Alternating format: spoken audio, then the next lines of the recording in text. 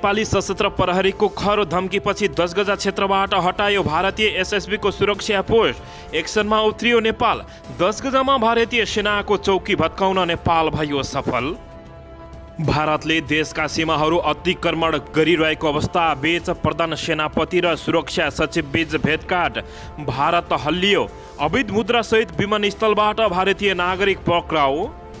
फेरि फुटको डिलमा जसपा डाक्टर बाबुराम भट्टराई र अशोक मिल्दा उपेन्द्र यादव भए एक्लै। देशलाई संवैधानिक सङ्कटतिर धकेल्दै सत्ता गठबन्धन दल र सरकार। वैशाखमा निर्वाचन नगरे पार्टीले ठूलो मूल्य चुकाउनुपर्छ नेता गगन कुमार थापा। 50,000 नेपाली सशस्त्र सेनाहरू भारतसँगको सीमामा घेराउ गर्न पुगे। के होला भारतको हालत? यस्तो छ तयारी। जताततै दुश्मनी मोलेको भारतले नेपालसँग फेरि नेपालको रेल क्षेत्रमा समेत साध्यो दुश्मनी। 50,000 नेपाली सशस्त्रले भारतसँगको सिमानामा घेराउ गर्ने नेपालीहरूको सरकार समक्ष चर्को दबाव।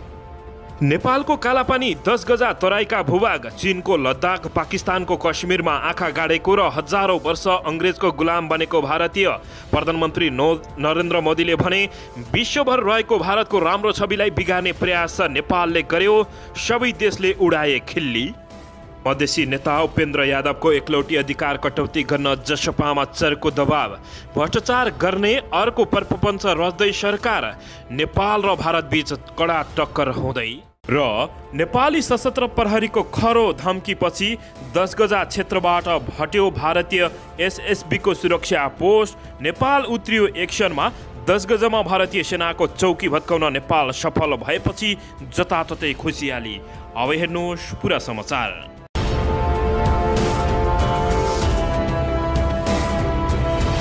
नमस्कार दर्शकबिन, तपाईहरू यति बेला हेर्दै हुनुहुन्छ युआर नेपाली युट्युब च्यानल। दर्शकबिन, यदि हाम्रो च्यानल युआर नेपालीसँग अझै पनि सब्सक्राइब गरेर जोडिनु भएको छैन भने सब्सक्राइब गरी साथै साइडमै रहेको बेल आइकनलाई पनि दबाउन नभुल्नुहोला। दर्शकबिन, तपाईहरूले हामीलाई कहाँदेखि हेर्दै हुनुहुन्छ, कस्तो अवस्थामा हेर्दै हुनुहुन्छ, देशदेखि हेर्दै हुनुहुन्छ कि विदेशदेखि हेर्दै हुनुहुन्छ? दर्शकबिन, हाम्रो भिडियोलाई तपाईँहरूले रेगुलर हेर्नुहुन्छ या पहिलो पटक हो? दर्शकबिन, यदि रेगुलर हो भने रेगुलर र पहिलो पटक हो भने पहिलो पटक भनी हाम्रो कमेन्ट बक्समा गई कमेन्ट गरी हाम्रो मेहनतको लागि एउटा सानो लाइक गर्न पनि नभुल्नुहोला। दर्शकबिन, सबैभन्दा पहिला त तपाईहरूलाई नेपाली 3 करोडलाई म खुसीको खबर सुनाउन चाहे। हो, भारतीय दलाल विस्तारवादहरूको यति बेला चौकी भत्काउन नेपालीहरू सफल भएका छन्। दर्शकबिन, नेपालका सशस्त्र प्रहरी जवानहरूलाई तपाईँले एक सलाम स्वरूप यो भिडियोलाई 1 लाइक गरी 3 करोड नेपाली सामु सक्दो सेयर गरी पुर्याउन नभुल्नुहोला र कमेन्ट बक्समा गई जय नेपाल गुड सशस्त्र भनेर नेपाल सशस्त्र प्रहरी बललाई तपाईहरूले अवश्य पनि सम्मान स्वरूप यो भिडियोलाई लाइक गरी सबैलाई बताउन पनि नभुल्नुहोला। हो दर्शकबिन, किनभने नेपाली सशस्त्र प्रहरी बलको खरो धम्कीपछि 10 गजा क्षेत्रबाट भारतीय विस्तारवाद दलालहरू एसएसबीको सुरक्षा पोस्ट भत्काउन सफल भएको छ। नेपाल एक्सनमा उत्रिएको छ नेपाल भने 10 गजामा भारतीय सेनाको चौकी भत्काउन नेपाल सफल भएको छ। दर्शकबिन, मोरङको विराटनगरसँग जोडिएको भारतीय सीमावर्ती क्षेत्र 10 गजा क्षेत्रमा भारतीय सीमा सुरक्षा बल एसएसबीले बनाएको सुरक्षा पोस्ट हटाउन बाध्य भएको छ। नेपालीहरूको धम्कीपछि यो पोस्ट हटाउन भारतीय विस्तारवादहरू बाध्य भएको हो। विराटनगर 16 दैरैया स्थित 10 गजामा एसएसबीले आफू खुसी सुरक्षा पोस्ट बनाएको थियो। पोस्टमा 24 घण्टा नै हतियार सहितका भारतीय सुरक्षाकर्मी बस्ने गरेका थिए।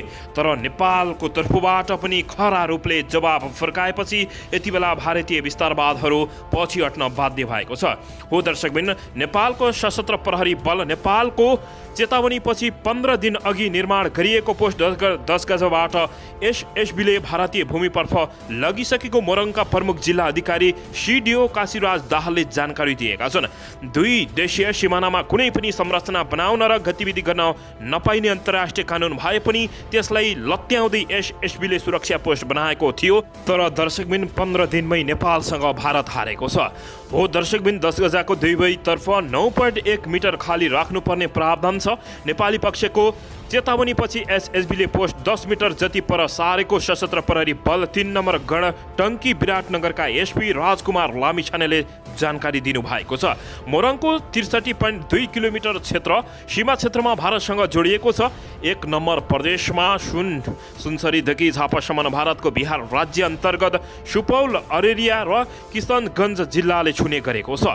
कूटनीतिक मर्यादा र सीमा सम्बन्धी अन्तर्राष्ट्रिय कानुन विपरीत 10 गजामा पोस्ट निर्माण गरेर 24 घण्टा नै हतियार सहितका एसएसबीलाई खटाउन थालिएपछि भारतको चौतर्फी विरोध भएको थियो र नेपाल समेत एक्सनमा उत्रिएको थियो। जिल्ला सुरक्षा समिति मोरङको बैठकमा पनि एसएसबी पोस्ट बारे कुरा उठेको थियो। दर्शकबिन तर भारतीय लाचार भएर भाग्न बाध्य भएको छ। दर्शकबिन यसैबीच तपाईहरूलाई एउटा सानो जानकारी दिन चाहे। भाषणमा आदर्श र क्रान्तिकारी कुरा गर्ने, व्यवहार ठिक उल्टो गर्ने तथा भ्रष्टाचारको चरको विरोध गर्ने तर काम्लो ओढेर घिउ खाने प्रवृत्ति नेपाली राजनीतिमा कीटाणुहरू हुन्। तिनलाई चिन्न नसक्नु नै तिनै पाखण्डीहरूलाई सम्मान गर्नु र बारम्बार जिताइरहनु पनि हामी नेपाली समाज र आम जनताको कमजोरी हो भनेर तपाईहरूले औँलाउनुहुन्छ भने यस भनेर लेख्नुहोला कमेन्ट बक्समा।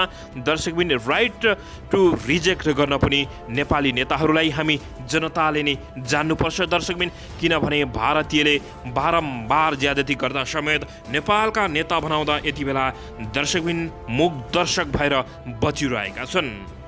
दर्शकबिन राज्यको स्रोत साधनको दोहनमा सत्तारूढ दल गठबन्धन पनि पूर्ववर्ती सरकारभन्दा फरक देखिन नसकेको अवस्था रहेको छ। व्यक्तिगत स्वार्थमा ठुला भ्रष्टाचारका काण्डहरू सार्वजनिक नभए पनि नीतिगत भ्रष्टाचारको मेलोमेसो मिलाउन खोजिरहेको उदाहरणहरू सार्वजनिक हुन थालेको छ। तत्कालीन नेकपाको सरकारको राज्यको सम्पत्ति व्यक्तिलाई पोस्ने ऐन नै संशोधन गरेको थियो। नेपाल ट्रस्टको स्वामित्वमा रहेको जमिन तत्कालीन प्रधानमन्त्री खड्गप्रसाद ओली निकट व्यावसायिक घरानालाई कौडीको मूल्य सुम्पन ऐन संशोधन गरिएको घछाना उति बेलै निकै चर्चामा रहेको थियो। यसै गरी कोभिड-19 का नाममा स्वास्थ्य सामग्री खरिददेखि खोपको आयातमा समेत कमिसनको चक्करले सामग्रीको मूल्य बढेको र कमसल गुणस्तरको सामग्री आपूर्ति गरिएको विषय पनि निकै चर्चामा रहेको थियो।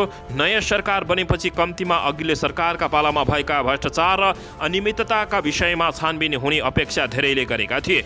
विडम्बना, नयाँ सरकारले केपी शर्मा ओली सरकारका कुनै पनि अनियमितता र भ्रष्टाचारका विषयको चर्चो नै गरेन भने बरु अघिल्लो सरकारकै शैलीमा आसेपासेलाई पोस्न उपाय खोज्न बरु थालेको देखिएको छ।